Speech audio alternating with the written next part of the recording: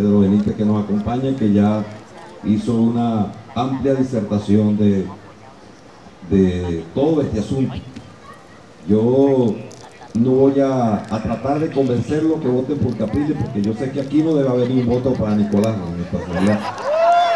Entonces, y además nosotros sabemos todo lo que esto significa, y con la intervención de Pedro me ahorro decir unas cosas, voy a darle más bien continuidad a lo que él planteó.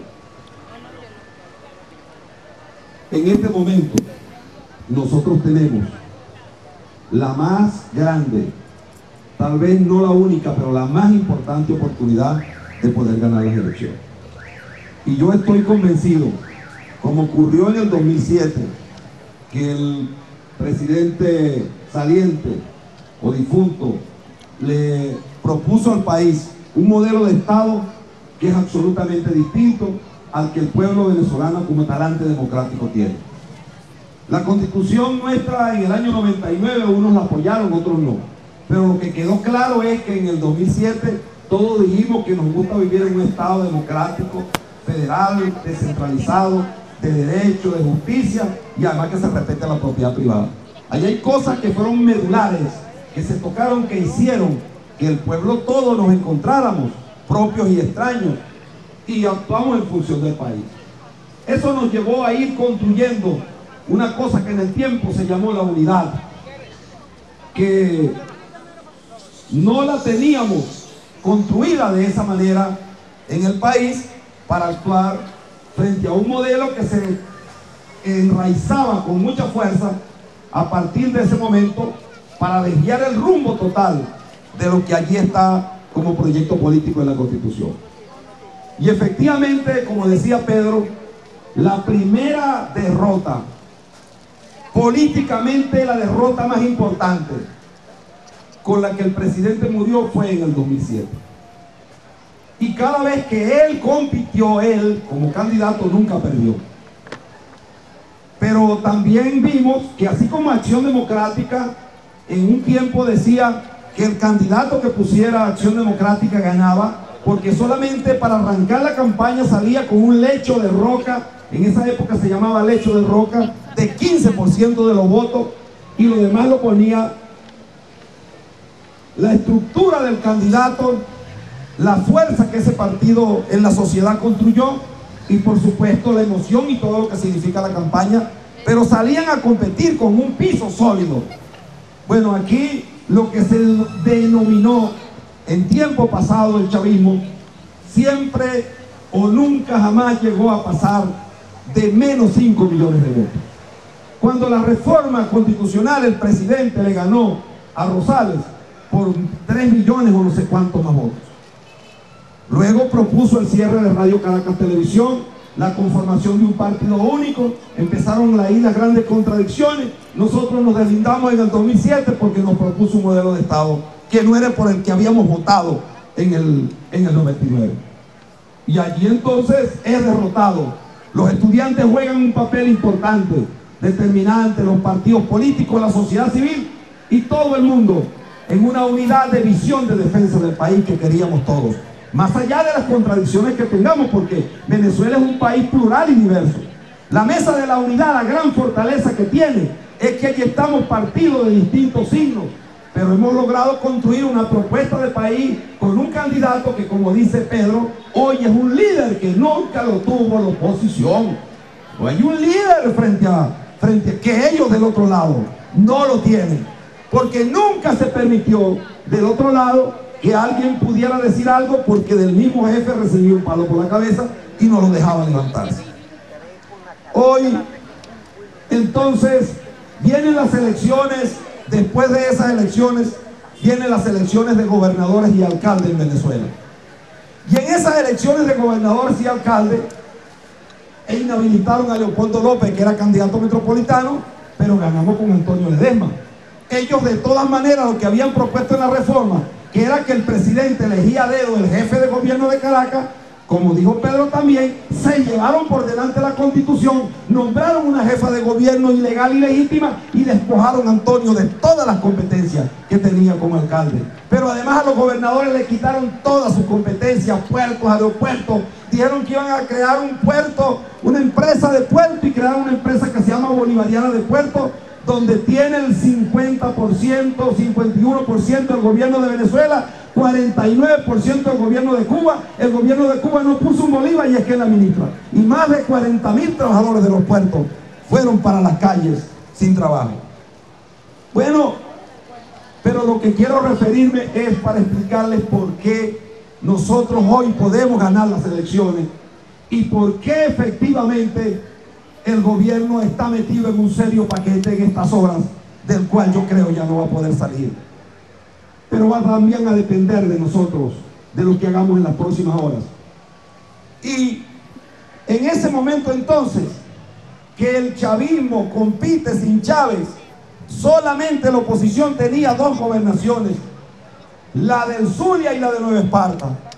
Y allí se ganaron otras gobernaciones. Se perdieron una y se ganaron otras. Luego entonces vino las elecciones parlamentarias. Efectivamente, en las elecciones parlamentarias, cuando ellos pierden muchos votos en las elecciones de gobernadores y alcaldes, agarran y los diputados que iban en la lista construyen una ley también ilegítima, ilegal, y violan todos los procedimientos de representación de minorías y de democracia. Y entonces el que saque menos votos no es el que tiene más diputados, porque se llevaron todos los diputados de la lista, o la mitad de los diputados de la lista se los llevaron para los circuitos donde ellos tenían mayoría. Y bueno, entonces tienen en el Congreso, en la Asamblea, un número de diputados mayor, pero sacamos nosotros el 52% de los votos. Volvimos a ganar, pero no estábamos compitiendo en Caracas. Nuestros diputados, buenos diputados, pero no estaban compitiendo con Chávez directamente, estaban compitiendo con Bernal, con la Chilindrina, con esto. Y efectivamente en Caracas entonces viene Cilia y queda de tercera diputado, porque entran Stalin y entra Dinora como diputados de lista y ellos sacan un solo diputado de la lista. Perdieron incluso en la capital del país. Bueno, vienen entonces las elecciones presidenciales. ¿Cómo llegamos a esas elecciones presidenciales? Bueno, mira, aquí se hizo un gran debate en la sociedad venezolana. Los partidos tuvimos la libertad de escoger, de proponer un precandidato. Unos propusieron a otro, o a tal, a 5 precandidatos. Hubo quienes propusimos a Enrique. Bueno, y entonces fue Enrique a una primaria y salió legitimado. No fue producto de que nos pusimos de acuerdo en un cogollo, que nada, fue una primaria que nos cogieron como candidato presidencial. Pero también hay que reconocer que todos los partidos que apoyaron a otros candidatos, y los candidatos esa misma noche todavía no habían terminado de contar los votos, y ya había un acto allá en Bellomonte reconociendo todos, absolutamente todos, a Enrique Capriles Radonsky. No solamente dimos una muestra de seriedad, de responsabilidad, sino de unidad, y salimos a una campaña. Tuvimos muchas fallas en la campaña, el propio Enrique las reconoció, fallas que hoy han sido superadas, y entonces llegamos a sacar el número de votos que Pedro decía, 6.700.000, y yo diría que más, porque el gobierno, cuando faltaban 48 horas, utilizando el Tribunal Supremo, un partido que venía de sacar 420.000 votos como Podemos, agarraron y lo secuestraron, se lo robaron, se lo dieron a un tipo, agarraron al PPT, le hicieron lo mismo, compraron los partidos, y todo eso nos hizo daño. Todo eso nos afectó, además de las tarjetas y de la señora esta que cree que tiene votos, que ahora ustedes van a ver no lo tiene. Bueno, entonces allí se estaba contando un cuadro político que salió electo en una primaria, que entusiasmó, que empezó a construir un liderazgo y que llegó, y pusimos la bola lejos con él. Bueno, mucha gente nos decía, ¿por qué Enrique se va a meter en la gobernación otra vez? ¿Qué tal y qué para allá? Compañero, si Enrique no hubiese sido gobernador, ahorita estuviera silbando iguana. En primer lugar, nosotros habríamos tenido un conflicto en la oposición para ponernos de acuerdo quién era el candidato. Esa es la verdad. Esa es la verdad. Y bueno, fue otra vez candidato y ganó. Y entonces fuimos a una confrontación y con absoluta facilidad y normalidad se reconocieron las fallas, y ya Enrique venía de unas primarias mayores, que era de haber competido con el presidente y de haber sacado 6.700.000 votos. Bueno, el propio presidente, porque aquí no hay presidente ahorita, el que está un ilegítimo, llegó a reconocer que se vio en apuros. En un día, en el cierre de campaña, estábamos nosotros en Lara, hicieron el acto de Caracas, le llovió, la gente se le fue, la volvieron a recoger, volvió a salir, porque había una desesperación del gobierno. Pero tenían un liderazgo, porque el presidente tenía un liderazgo. Entonces, hoy eso no existe. La gran falla y la gran debilidad que ellos tienen es que Nicolás ha terminado siendo tal vez uno de los dirigentes más débiles. De pronto a lo mejor un tipo con mayor inserción o más acercamiento, que más se pareciera. Nicolás es un oligarca. Él no sabía hablar ni nada de eso. Pero todo el mundo sabe que Nicolás vivía en el valle. Y Nicolás hoy es un potentado. Es un hombre que se ha enriquecido como se ha enriquecido otros, como Diosdado Cabello, como toda esa gente. En Venezuela deben haber 6 familias que son los nuevos dueños del valle. El resto es un país empobrecido. Y entonces, este señor no calza los puntos. Y ocurrió que les voy a decir, como no lo podemos decir en televisión, pero aquí lo puedo decir, les quiero informar lo siguiente. Hay una empresa que está haciendo tracking todos los días. Les informo, lo estamos haciendo de afuera para acá. Hemos tomado todas las previsiones. Hace 15 días el candidato del gobierno arrancó con 15 puntos arriba del nuestro. Esa es la verdad. Hace 3 días Nicolás estaba 0.25 encima de Capriles. Anoche el tracking de medianoche, nosotros tenemos ya casi 6 puntos por encima de este señor.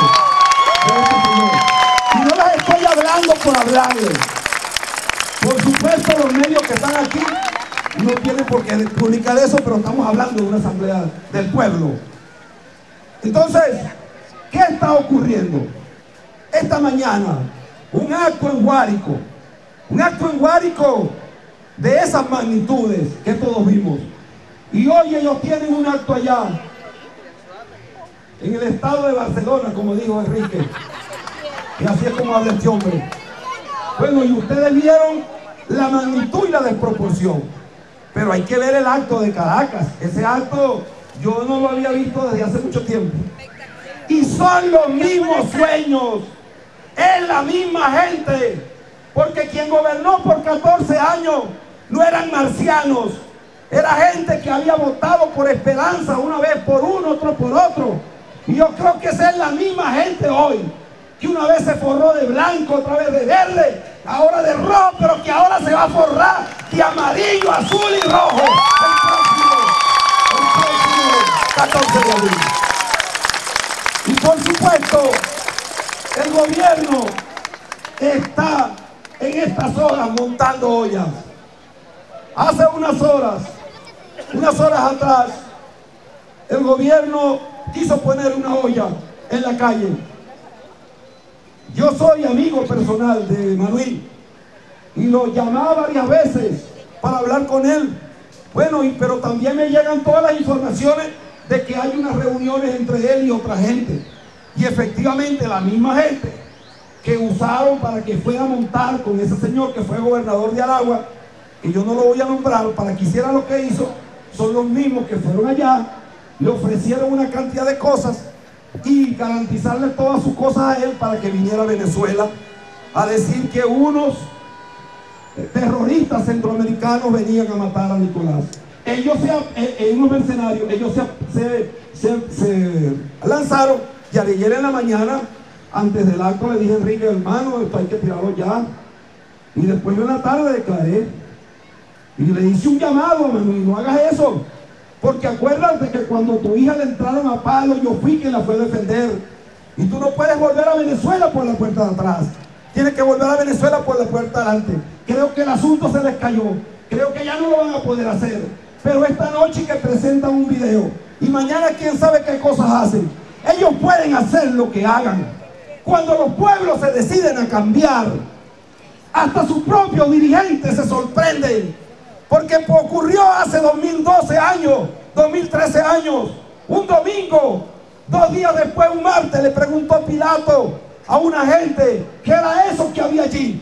Y la gente le dijo, un tipo balbúo ahí, que se la pasa hablando, diciendo que Dios, y lleva un gentío atrás. Los dirigentes no se dieron cuenta que estaba pasando frente a sus ojos la redención de la humanidad.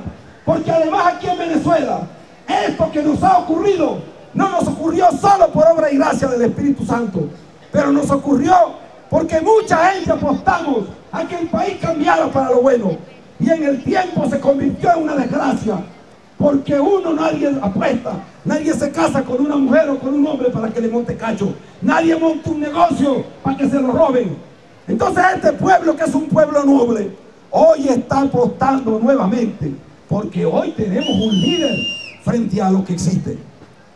Y para ganar, como entonces el chavismo siempre ha perdido, es cuando solo cuenta con su voto. Porque el que le ponía la diferencia era el que murió. Y si no, vamos a ver el último ejemplo. El presidente ganó con 8 millones y no sé cuántos mil votos, pero 2 meses después nosotros sacamos, ellos ganaron 20 gobernadores, pero sacaron menos de 5 millones de votos. Nunca han oído 5 millones de votos con 20 gobernadores que repartieron nevera, cocina, real, parejo, de todo. Ahora, esos 20 gobernadores tienen menos liderazgo que este señor, que el profesor Girafales, Nicolás, como sea. No es verdad. Y ellos pueden hacer lo que sea. Aquí en los tiempos en que Acción Democrática era un partido muy fuerte, y Copay también, yo me acuerdo que alguien que tenía mucho real se lanzó y se lo llevaron por delante. Y salió del mismo seno y no pudo, porque en ese momento el liderazgo estaba de ese lado. Es decir, que no es un problema solo de real. Claro, los reales lo necesitan para las campañas y hacen lo que sea, pero no solamente es con real que se ganan unas elecciones. Hace falta tener un líder que sea capaz de conducir eso. ¿Y qué ha pasado entonces? Que hay una abstención del chavismo. ¿A qué están apostando ellos en este momento? Y sobre todo lo digo en esta urbanización de clase media, de gente donde siempre han votado mayoritariamente contra el presidente de la República que murió. Bueno, que nosotros hoy no podemos dejarnos encandilar por alguien que dice que por ahí viene un chino, que van a agarrar un cable. Mira, y a mí me llamaron y me dijeron, por ahí tenían un video en estos días explicando cómo es que se roban los votos en el CNE. Compañeros, los votos se los han robado toda la vida, hoy más sofisticados. Pero yo les voy a decir a ustedes lo siguiente. ¿Qué es lo que pasa? Si estamos en una mesa nosotros tres y somos testigos de Capriles y el presidente de la mesa, y a las 4 de la tarde allí votan 4.000 personas, y entonces se dieron cuenta los chavistas que está ganando, se sabe que estamos ganando, y se van y dejan la mesa abandonada. Entonces el compañero Pedro y yo dicen, oye, faltan 2.000 personas por votar, estamos solos. Eso mismo hacen ellos. Claro, si nosotros abandonamos nuestro puesto de trabajo, si nos dejamos intimidar.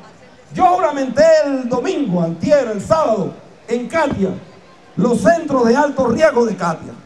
Y andamos muy montados en esto, y hoy convocamos una reunión nacional.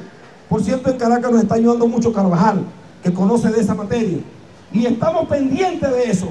Yo salgo de aquí ahorita a una reunión que tiene que ver con maquinaria electoral. Porque la defensa del voto va a ser fundamental. Pero no nos dejemos encandilar. Que nos van a robar el voto, no, si tenemos los testigos. Esta es una lucha del bien frente al mal, de la claridad frente a la oscuridad. Aquí no hay que escuchar nada, ni el mensaje de esta noche, ni lo que quieran hacer. Aquí hay que hacer, señores, como cuando uno va a hacer un exorcismo, que agarra el agua bendita, un Cristo, la Biblia, creo en Dios Padre Todopoderoso, salga como salga el diablo. Hay que enfrentar la mentira. Y no es ideológico, ni se resuelve con cuentos de camino, ni son ellos los que se tienen que abstener. Y es lo que está pasando. Porque lo que está pasando, yo he hablado con chavistas, con dirigentes, porque cuando están pasando estas cosas, hay gente que empieza a tender puentes para acá y nosotros tenemos que darle la mano para que vengan, pues. Los que han robado no, eso tendrán cuenta con la justicia. Pero toda esa gente que se pone un trapo rojo, porque los obligan además, bueno, vale, esa gente hay que buscarla. Y esa gente está descontenta, porque si a mí se me muere mi papá, Dios lo tenga en la gloria, ya murió, pero alguien a los 15 días me dice que mi papá se le presentó como una rana, como un pajarito, yo no lo voy a ver bien. Eso no les cayó mal, eso fue una estrategia incorrecta. Me decía ayer, y no sé si Pedro comparte eso, un psicólogo social, que cómo es, me decía, te voy a poner este ejemplo, Ismael, que es un poco grotesco, pero es de la vida real. Suponte que en el velorio tú conocías a una mujer y en el velorio de su marido, bueno, te empataste con ella. Bueno, yo no haría una cosa de esa, pero después puse el ejemplo, te empataste con ella. Y los primeros días tú vas a decirle que pobrecito, que él era un buen tipo, que era un amigo y tal, y empiezan a construir una relación. Pero ya cuando te estés dando besitos con ella, no te puedes poner la foto de la mujer aquí, porque eso del tipo pues te produce un rechazo. Ellos se dieron cuenta que la sobreexposición, que eso fue un error, y empezaron a poner los afiches de Maduro. La campaña iba a ser sin la cara de Maduro. Entonces, en toda esa estrategia que han estado manejando, han estado equivocadas, y de este lado hemos sido cuidadosos. Tenemos una dirección política que se reúne todos los días a las 8 de la mañana, que evalúa las cosas que están pasando, que le damos una propuesta al candidato para que las evalúe, y estamos pendientes todos de eso. Estamos pendientes en el CNE con un equipo de gente que apenas vimos que había un tipo allí con una llave, lo descubrimos y no nos quedamos callados, porque quedarse callado era para que entonces ellos mismos lo sacaran y empezaran a crear un rumor, y después sectores radicales de la oposición empezaron, ahí está, ven, ustedes son los culpables, pues se dejan robar los votos. Entonces, bueno, todo eso en esta oportunidad lo hemos previsto, y además creo que en este momento lo que está metido aquí entre nosotros son las manos de Dios, porque el que debería, este es un periodo constitucional que se eligió el 7 de octubre, y aquí no hay elecciones porque se produjo un referéndum. Aquí no hay elecciones, aquí hay elecciones porque el que está allá arriba determinó que así fuera. Pues si esta es una decisión de Dios, lo que le pedimos a Dios es que nos termine de echar una empujadita para que nos ponga un poco más inteligente, pero también más valiente para defender lo que tengamos que defender. Y la tercera y última cosa que les digo es que entonces, si sabemos que promoviendo abstención de nuestro lado nos perjudica, y que más bien cuando un chavista le dice a uno que me preguntaba lo del pajarito, me lo contaban, yo le decía, bueno, está bien, primero trato de convencerlo que vote por Capriles. Me dice, no, chico, yo no voy a votar. Pero entonces no, pero no votes por Nicolás, porque eso ocurrió en el 2007. O es que en el 2007 si hubiese sacado no 7,5 millones, sino 5,5 millones, la reforma no gana.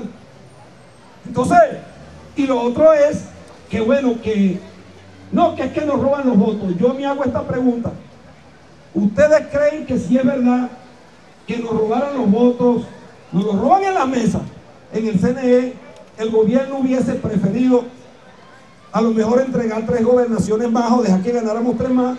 Y dice, pero Capriles no, porque sabía que nos metía en un lío grande y de una vez se quitaba del camino, porque si Capriles hubiese perdido también, así como le dije a los otros, no sería candidato ahorita, y también hubiésemos tenido un escalceíto, más o menos, que no nos hubiese llevado un camino bueno, o no hubiesen dejado que ganara Henry Falcón en Lara, porque para ese señor, quien se deslindara de él, era como un pecado y había que exterminarlo y pulverizarlo. Entonces ganó. Bueno, vale, ganamos donde tenemos los votos y los cuidamos, y perdemos donde no tenemos los votos y no los cuidamos. Esa es la verdad. Lo demás son cuentos de camino.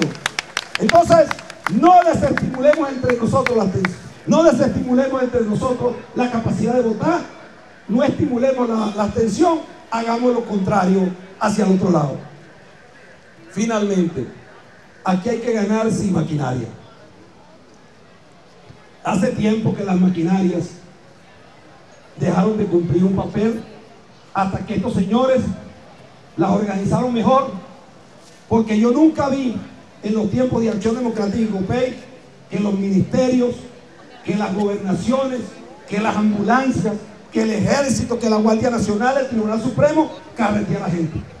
Es una inmoralidad, ¿no? Aquellas eran maquinarias políticas que eran dirigidas desde los partidos, y eso es una cosa que se respeta, y eso en un momento también fue derrotado. Ahora, hoy vamos a derrotar es al Estado, que es obsceno y que no es una maquinaria, sino es el Estado. Ahora, ¿cómo hacemos para derrotarlo? Lo derrotamos organizando la sociedad. Hoy es agarrar cada quien, 10 personas, si puede más está bien, desde hoy, desde esta noche. El comando de aquí son los compañeros solos que están en este momento. Ellos han hecho un gran esfuerzo, tú, mi amor, todos. El comando son todos ustedes, porque yo los voy a dejar juramentados. Les vamos a dar un correo donde se pueden comunicar. Los compañeros tienen que dar sus teléfonos, sus direcciones donde los pueden ubicar.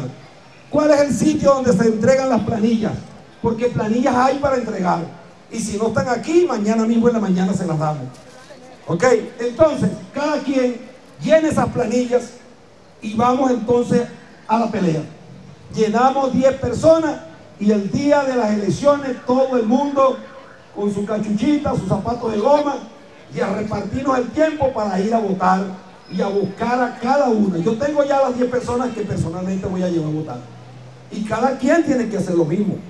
Entonces, si nosotros hacemos eso, yo creo que vamos a ganar. Y luego viene, como decía el compañero Pedro también, la defensa del voto. Porque ¿qué va a ocurrir? Bueno, vale, que quienes están aferrados al poder, y ellos dicen que nosotros no vamos a volver, y se lo dicen a todo el mundo, porque la verdad es que hasta los partidos políticos hoy que gobernaron en el pasado están renovados y son nuevos dirigentes los que están allí. Ninguno fue presidente ni fueron gobernadores, son cuadros nuevos. Aquí está Pedro Benítez, que es un hombre inteligente, joven, que tiene todo el ímpetu, y ahí en todos los partidos hay dirigentes de su nivel. Pero es que ellos también consiguen a un muchachito de 7 años y le dicen no volverán, y el muchachito no sabrá qué es lo que le están diciendo. Entonces, como ellos tienen eso en la cabeza, bueno, yo creo que a ellos les va a costar por lo menos entender. Y entonces la señora Tibisay, aunque sea como lo hizo en el 2007, que la presionamos duro, yo estuve esa noche allí en el CNE y presionamos duro, ella tendrá que en ese callejón que hacen con la Guardia Nacional, con su hojita del número de votos de los dos candidatos, con el tarugo en la garganta, tendrá que decirle al país: señores, el presidente de Venezuela es Enrique Capriles Clavé. Tendrán que hacerlo, porque para mí es irreversible lo que está en desarrollo. Hay una avalancha. Bueno, entonces nosotros esperaremos